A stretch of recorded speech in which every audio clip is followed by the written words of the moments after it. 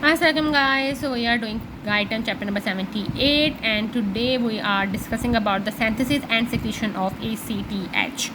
हम कहते हैं ACTH इंटीरियर पाइट्यूटरी से निकल रहा होता है। हम कहते हैं कि जो प्रिकर्सर होता है ना, यानी जो ACTH से पहले वाला सब्सटेंस है वो होता है हमारे पास प्रोओपियोमेलानोकॉर्टिन POMC, जो कि हमारे पास बाकी और पेप्टाइड बनाने का भी हमारे पास प्रिकर्सर है।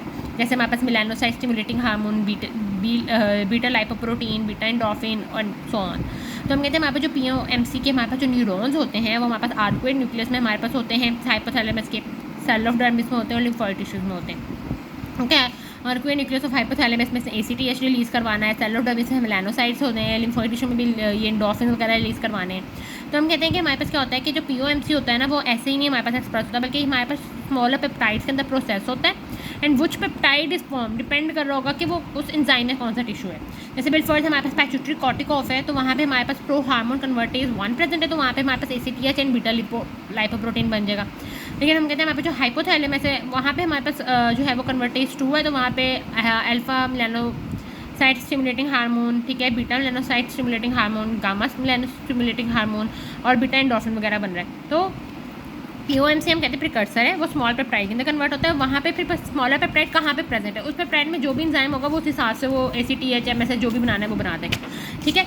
तो हम कहते हैं हमारे पास जो MSH होता है वो प्रोड्यूस करता है हमारे पास जो MSH हमारे पास, हम कहते हैं हमारे पास जो प्रोड्यूस होता है वो हमारे पास स्टिमुलेट कर रहा होता है मेलानोसाइट्स को स्किन के अंदर के वो हमारे पास मेलानिन बनाए। और हम कहते हैं हमारे पास ACTH के अंदर भी हम कहते हैं हमारे पास जो है वो 1/30 जो है वो हमारे पास मेलानोसाइट स्टिमुलेटिंग इफेक्ट होते हैं, सेम एज द MSH। तो ACTH के पास भी हम कहते हैं कुछ ना कुछ ऐसे इफेक्ट होते हैं। अब हम बात करें तो हमारे पास जो थर्ड लेयर है हमारे पास एड्रीनल कॉर्टेक्स की, वो हमारे पास जोनल रेटिकुलरिस है और ये हमारे पास जो है वो एंड्रोजन वगैरह रिलीज़ करवा रहे होते हैं।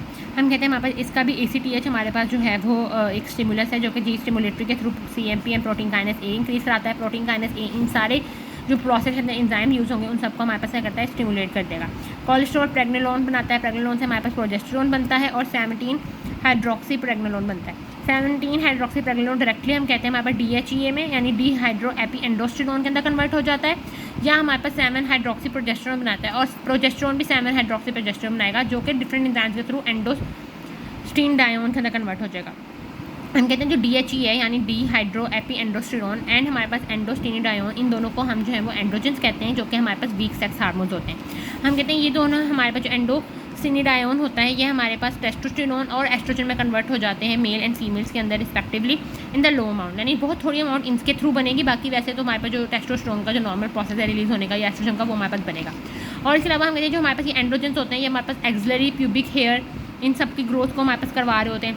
जो फेशियल जो बेयर के हेयर होते हैं वो भी हमारे पास जो है वो इन्हीं के थ्रू आ रहे होते हैं। ये मेल्स के अंदर हमारे पास जो है ना वो इफेक्ट आ रहा होता है, ठीक है।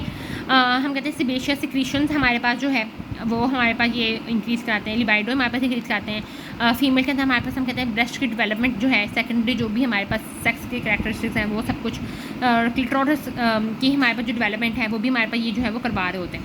हम कहते हैं अगर हमारे पास जो है वो बहुत ज़्यादा जो है वो एंड्रोजन हमारे पास रिलीज़ हो जाए स्पेशली इन द फीमेल्स, तो एड्रिनल जेनाइटल मेस्कुलाइजेशन भी हो जाती है, यानी फिर उनमें हमारे पास फेशियल हेयर्स आ जाते हैं, ठीक है। और जो क्लिटोरस की डेवलपमेंट है वो हमारे पास बहुत ज़्यादा जाता है just like as the size of the penis, ठीक है। तो ये हमारे पास जो सारी की सारी अगर हो जाता है, अगर हमारे पास एंड्रोजन फीमेल्स में वैसे बहुत ज़्यादा रिलीज़ हो, नॉर्मली हमारे पास small amount of the androgen जो है वो हमारे पास फीमेल में रिलीज़ हो रहे होते हैं, जो कि हमारे पास रिस्पॉन्सिबल होते हैं एक्सिलरी प्यूबिक हेयर के लिए, और हमारे पास एस्ट्रोजन की जो अमाउंट होती है वो भी हमारे पास बनाने के लिए, ठीक है। और जो सेकेंडरी भी हमारे पास जो सेक्स के कैरेक्टरिस्टिक्स हैं वो सारा कुछ जो है वो हमारे पास ये करवा रहे होते हैं। So this is all about the adrenal cortex और वहाँ के जो भी डिफरेंट हार्मोन हमारे पास रिलीज़ हो रहे होते हैं उनके हमने इफेक्ट देख लिया। नेक्स्ट हम देखेंगे डिफरेंट क्लिनिकल जो कि हमारे पास एसोसिएटेड होते हैं विद द एड्रीनल ग्लैंड।